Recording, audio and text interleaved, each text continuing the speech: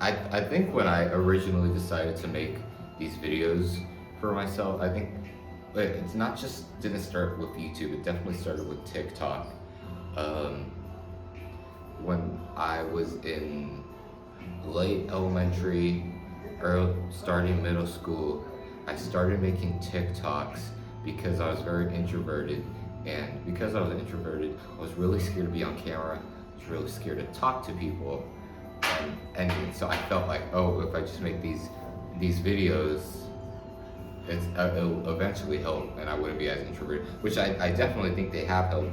The first video I ever did, which was TikTok, when I first was doing TikTok, um, first videos I ever did were food reviews. It was a pizza review when I was in Little Italy.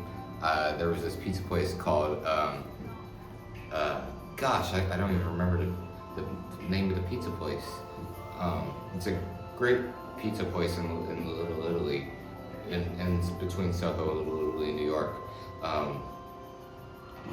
Great pizza. And so reviewing that pizza was the first like video I ever did. And then eventually I did another pizza place, Giuliano's Pizza in Brooklyn. And then when I came back from Sacramento, there's this place called I can't even name these pizza places for some reason. This is how Roma's Pizzeria on Folsom Boulevard in Sacramento. Family would go there for every birthday. And so I reviewed that pizza as well. And then from there, I just could continue to start making more videos based on just stuff that I liked. And then I made YouTube. I decided to make YouTube videos because for a while, I was doing TikToks, where sometimes I don't like making TikToks longer than 1 or 2 minutes long. But I started making the YouTube videos so I could actually talk about topics for a long variety of time. And so making the YouTube videos, sometimes if it's something serious, the video is going to be a serious topic. Like this video is kind of serious because it's talking about how I originally, like how I started doing this, what I wanted to do. So it's kind of it's still not like a serious topic. It's still serious, like actually serious. Or I'll do a stupid video where I'm talking about how much I can handle a BBL. And I think, again, I can still handle a BBL pretty good. I'm just saying that, like, you know, the video is not as serious as it should be. And so,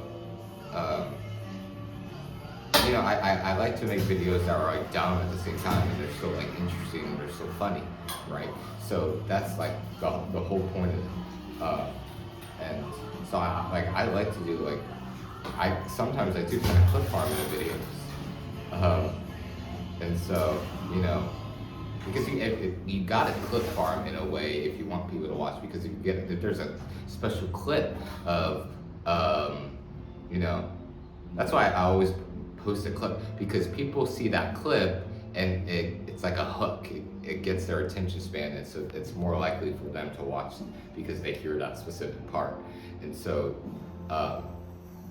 and that's just marketing that I've learned from my grandpa, my grandpa does he owns a radio station, so I always saw how he did his interviews, and helping with the radio stuff and being around radio for so long, that definitely gave me a sense of like being able to talk around people, working with people, and so and marketing my stuff, that I've always had that like in me. I've always, you know, grew up around that.